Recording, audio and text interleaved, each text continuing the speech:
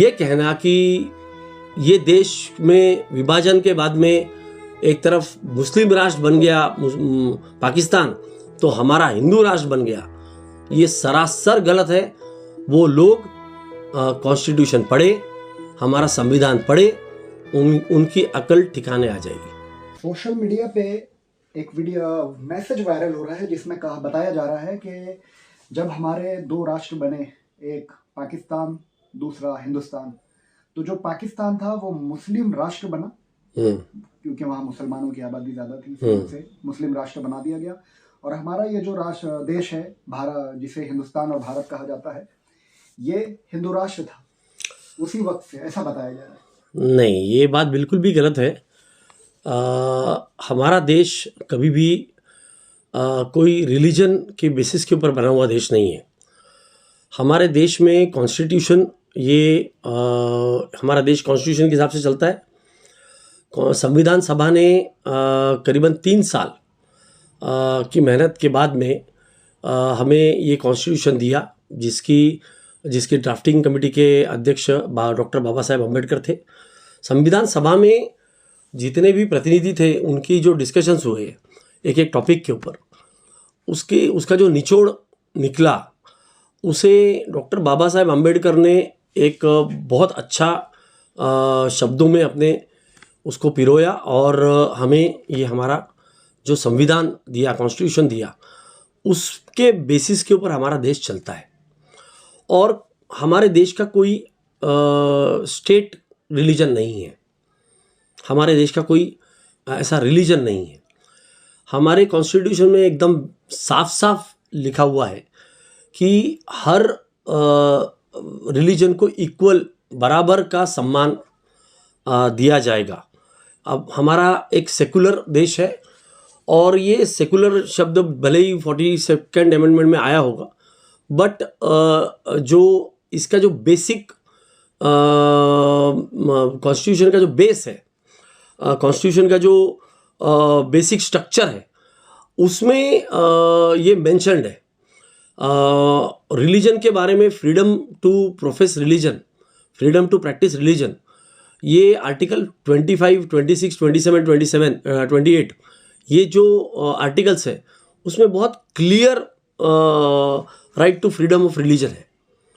तो ऐसा कुछ भी नहीं है कि हमारे देश में ज़्यादा पॉपुलेशन हिंदू है इसलिए इसको हिंदुओं की यहाँ चलेगी, या हिंदू ये हमारे देश का रिलीजन माना जाएगा। हमारे कॉन्स्टिट्यूशन में एकदम साफ है कि भले ही कोई रिलीजन को मानने वालों की संख्या कितनी भी कम क्यों ना हो, उसको उतने ही राइट्स है जितने राइट्स एक मेजॉरिटी रिलीजन को रहेंगे। तो ये कहना बिल्कुल भी गलत है, एंटी कॉन्स्टिट्यूशनल है, एंटी कॉन्स्टिट्यूशन है जो ये कहते हैं कि ये हिंदू राष्ट्र और इसकी बात, ये एक्चुअली देखा जाए तो हमारे देश के संविधान का बहुत बड़ा अपमान है। हमारा देश का संविधान जिस मूल्यों पर बना है, उसके बिल्कुल भी ये विपरीत बातें हैं जो बात आप अभी या जो सोशल मीडिया के ऊपर चल रही है। इन्हें मैं ऐसे लोगों को मैं ये हिदायत दूंगा, ये सलाह दूंगा कि पहले आप हमारे देश का कॉन्स्टिट्यूशन पढ़े, संविधान पढ़े। ये संविधान कुछ ऐसे कुछ लोगों के लिए बनाया नहीं गया है, ये पूरे देश के जनता को ध्यान में रखते हुए, सभी धर्मों को ध्यान में रखते हुए बनाया गया है।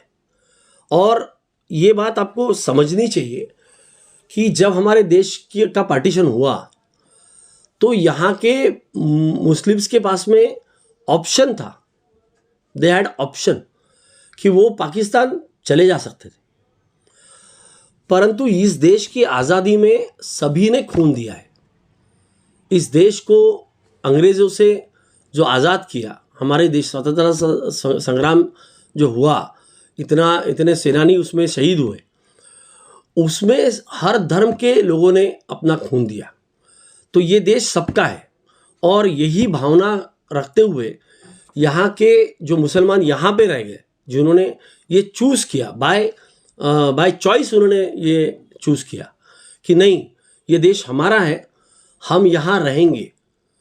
और कई लोग यहाँ रहे, कुछ लोग गए भी होंगे, और कुछ लोगों ने यहाँ पे फैसला किया कि नहीं, हमें यहीं रहना है, ये हमारा देश है। तो ये जो देश बना, ये जिन लोगों की कुर्बानियों के ऊपर बना, जिसमें सभी धर्म के लोग हैं, उन्हें इस तरीके से हम धोखा नहीं दे सकते। ये देश सभी का है। आज जो ये कुछ एलिमेंट्स, फांसीवादी ताकतें जो अभी ये उभर के आ रही है, जब से मोदी 2004 में चुन के आए, 2014 में चुन के आए, उसके बाद से ये जो आवाज़ें बुलंद होने लगी है कि हमारा देश तो हिंदुओं का देश है, हिंदू राष्ट्र है, इसलिए उसे हिंदुस्तान कहा जाता है। कॉन्स्टिट्यूशन में there is no Hindustan, constitution में भारत है और इंडिया है, कॉन्स्टिट्यूशन में भारत है और इंडिया है। तो इसे इस तरीके से इंटरप्रेट करना ये बहुत ही गलत है, एंटी कॉन्स्टिट्यूशन है। पहले आप कॉन्स्टिट्यूशन पढ़े, हमारा देश संविधान से चलेगा, हमारा देश कोई मनुस्मृति से नहीं चलेगा, कोई मनुवाद नहीं चलाएगा। ये देश सभी का देश है।